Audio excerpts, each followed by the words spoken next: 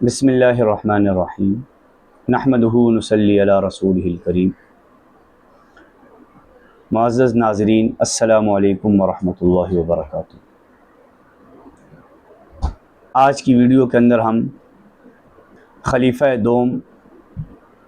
حضرت عمر فاروق رضی اللہ تعالی عنہ کا ایک واقعہ بیان کریں گے۔ اور حضرت عمر فاروق رضی اللہ تعالی عنہ وہ صحابی ہیں جن کو آپ صلی اللہ علیہ وسلم نے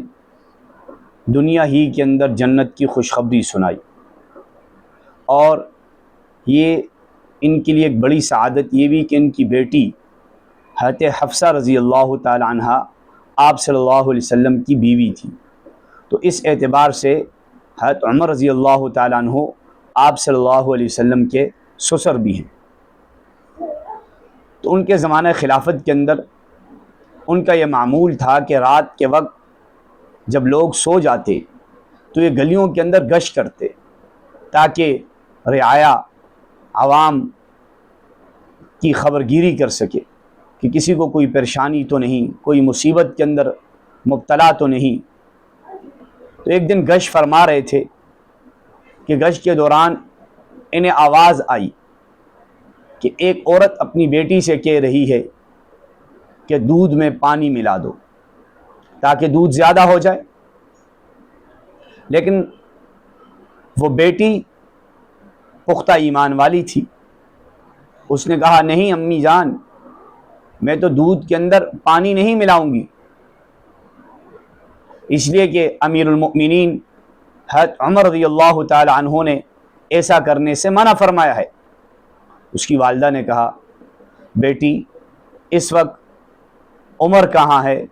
اور اسے اس بات کا کیسے پتہ چلے گا؟ لیکن چونکہ بیٹی کے دل کے اندر ایمان تھا اور وہ جانتی تھی کہ یہ ایسا کرنا بظاہر تو نفع والی بات معلوم ہوتی ہے کہ دودھ زیادہ ہو کے زیادہ مال حاصل ہوگا، لیکن انجام کے اعتبار سے یہ اچھی چیز نہیں، اس لیے انہوں نے بہت ایمان افروز جواب دیا اور کہا کہ اگر عمر رضی اللہ تعالیٰ عنہ یہاں موجود نہیں، انہیں اس واقعے کی خبر نہیں ہوگی، لیکن میرے اللہ تعالیٰ تو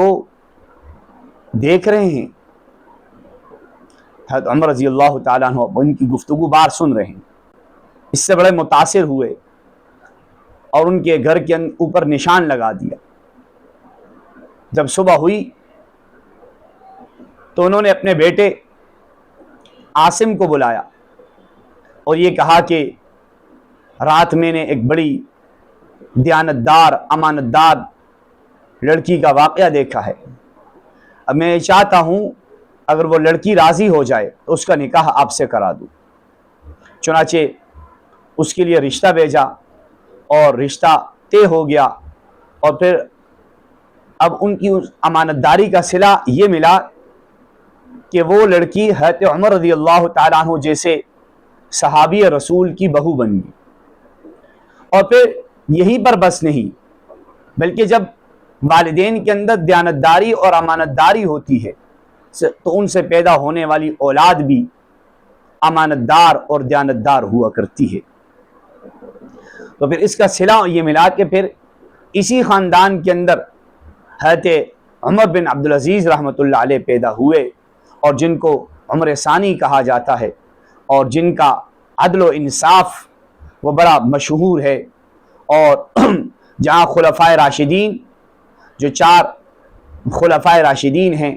ان کے بعد اگر کسی کی حکومت کامیاب رہی اور اسلامی اصولوں کے مطابق رہی تو وہ خلفائے راشدین کے بعد عمر بن عبدالعزیز رحمۃ اللہ تعالی علیہ ہیں۔ تو اس واقعے سے ہمیں یہ سبق ملتا ہے کہ ہم بھی اپنے اندر امانتداری اور دیانتداری پیدا کریں اور ملاوٹ سے اپنے آپ کو بچائیں۔ اور آپ صلی اللہ علیہ وسلم نے بھی اس پر سخت وعید ارشاد فرمائی ہے اور فرمایا کہ من غش فلیس منا، کہ جو آدمی ملاوٹ کرتا ہے، چاہے کسی بھی چیز کے اندر ملاوٹ کرتا ہے، دودھ کے اندر پانی ڈال کے ملاوٹ کرتا ہے، یا گھی کے اندر ملاوٹ کرتا ہے، یا اور کھانے پینے کی جتنی اشیاء ہیں، یا اس کے علاوہ جو استعمال کی چیزیں ہیں اس کے اندر ملاوٹ کر کے چیز کے معیار کو خراب کر لیتا ہے، تو فرمایا وہ آدمی ہم میں سے نہیں. تو اس لیے اگر ہم یہ چاہتے ہیں کہ ہمارا شمار کل قیامت والے دن آپ صلی اللہ علیہ وسلم کی امت کے اندر ہو اور اللہ کے رسول کے سامنے ہماری نظریں جھکی ہوئی نہ ہوں، بلکہ ہم ان کے سامنے جب ہم حاضر ہوں تو ہم شرمندہ نہ ہوں، تو پھر ضروری ہے کہ ہم کسی چیز کے اندر ملاوٹ نہ کریں، بلکہ یہ کوشش ہو کہ ہر چیز خالص ہی جیسے ہے قدرتی طور پر اسی طرح ہم اس کو آگے فروغ کریں. تو اللہ تعالیٰ سے دعا ہے کہ اللہ تعالیٰ ہمیں صحیح طرح دین کو سیکھ کر اس پہ عمل کی توفیق عطا فرمائے. وآخر دعوانا ان الحمد للہ رب العالمین.